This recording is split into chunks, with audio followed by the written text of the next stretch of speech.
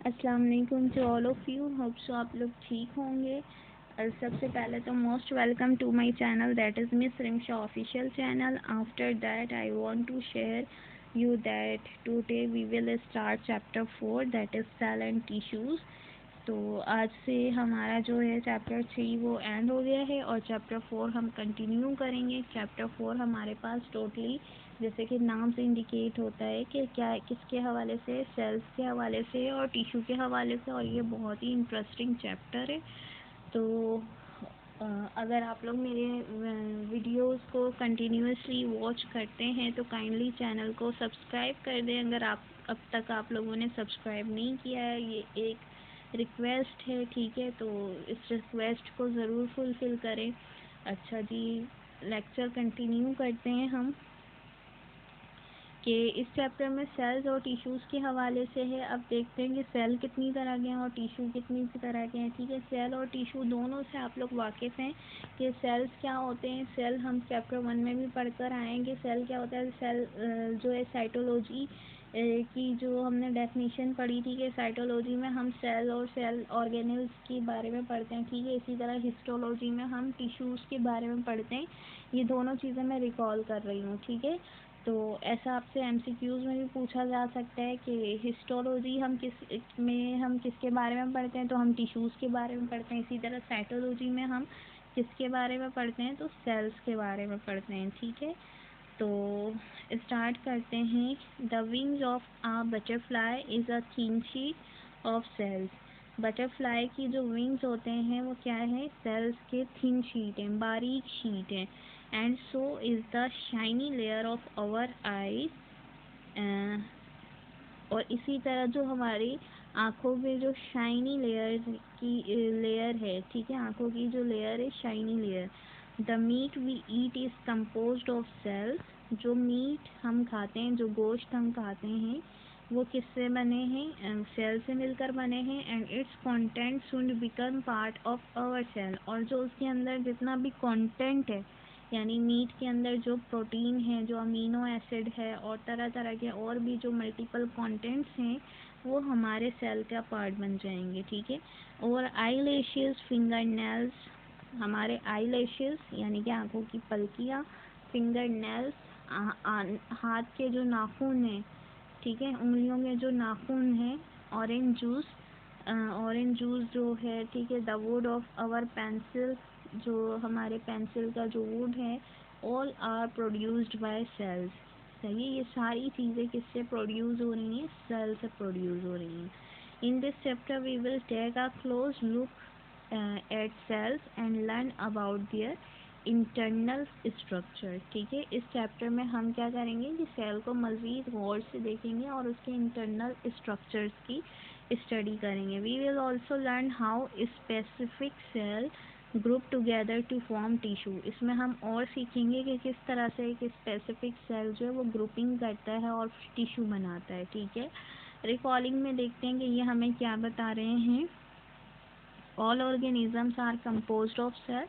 जितने भी ऑर्गेनिजम्स हैं वो सेल से मिलकर बने हैं। Some are composed of single cell and some like us are composed of many cell. कुछ ऐसे हैं जो कि सिंगल सेल से बने हैं और कुछ ऐसे हैं जो बहुत से सेल से बने हैं, ठीक है।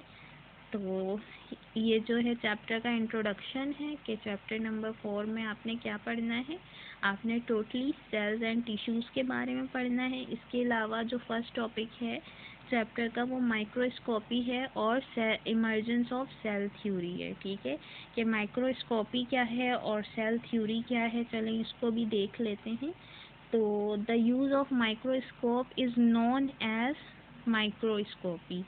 जो माइक्रोस्कोप यूज़ कर रहे हैं, माइक्रोस्कोप को यूज़ करना जो है वो माइक्रोस्कोपी कहलाता है। The first compound microscope was developed by Zacharias Janssen in Holland in 1595, ठीक है। 1595 में पहला कंपाउंड माइक्रोस्कोप जो है ज़ेकेरियस जेनसन ने जो है वो डेवलप किया था, ठीक है।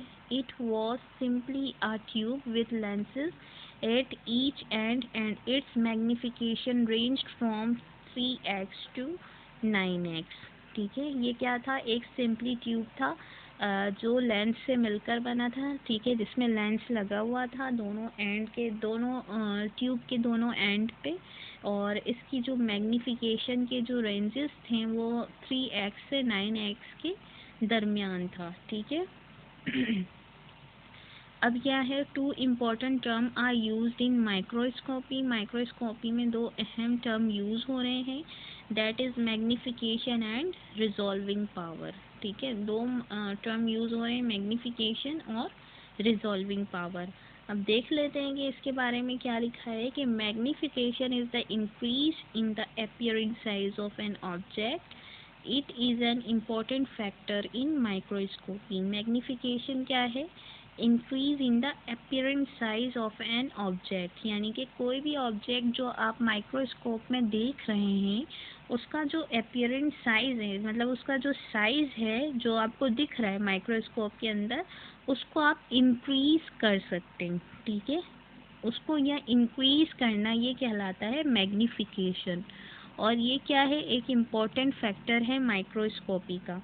फिर रिजॉल्विंग पावर या फिर resolution is the measure of the clarity of an image. किसी, सही है, तो ये क्या है, किसी भी इमेज को मेयर करना, यानी कि उसकी मेजरमेंट करना और उसमें क्लियरिटी देखना, ये कहलाता है रेजोल्यूशन या फिर रिजॉल्विंग पावर, ठीक है।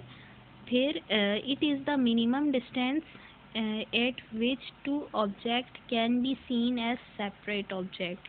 ये कम से कम वो डिस्टेंस है जिसमें दो ऑब्जेक्ट जो है उनको ऐसा देखा जा सकता है कि वो दो अलग दो सेपरेट ऑब्जेक्ट्स हैं, ठीक है। Human necked I can differentiate between 2 points, ठीक है। हमारी जो आँखें हैं वो डिफरेंशिएट कर सकती हैं दो पॉइंट्स के दरमियान, which are least 0.1 millimetre apart, जो कि तकरीबन 0.1 मिलीमीटर एक दूसरे से डिस्टेंस पे हूँ, ठीक है, दूर हूँ। This is known as the resolution of human eye, ठीक है, ये कहलाता है ह्यूमन आई की resolution. If we place two object 0.05 millimetre apart, अगर आप दो ऑब्जेक्ट को इतने दूर, इतने फासले में रख दें, human eye would not be able to differentiate them as two separate object, ठीक है। तो इंसानी आँखें जो हैं वो डिफ्रेंशिएट नहीं कर पाएंगी कि ये दो अलग तरह के सेपरेट ऑब्जेक्ट्स हैं। तो फिर यहाँ पे क्या होता है कि मैग्नीफिकेशन और रेजोल्यूशन जो है वो इंक्रीज की जाती है with the help of lenses से, ठीक है। और लेंसेज के थ्रू जो है मैग्नीफाई करना माइक्रोस्कोपी कहलाती है, ठीक है। तो होप सो आपको ये टॉपिक अच्छा लगा होगा, ठीक है, समझ भी आया होगा। तो अगर वीडियो अच्छी लगी है तो वीडियो को लाइक कीजिएगा, ठीक है। तो मिलते हैं नेक्स्ट लेक्चर में, तब तक के लिए अल्लाह हाफ़िज़, अपना ख्याल रखिएगा और दुआओं में याद रखिएगा।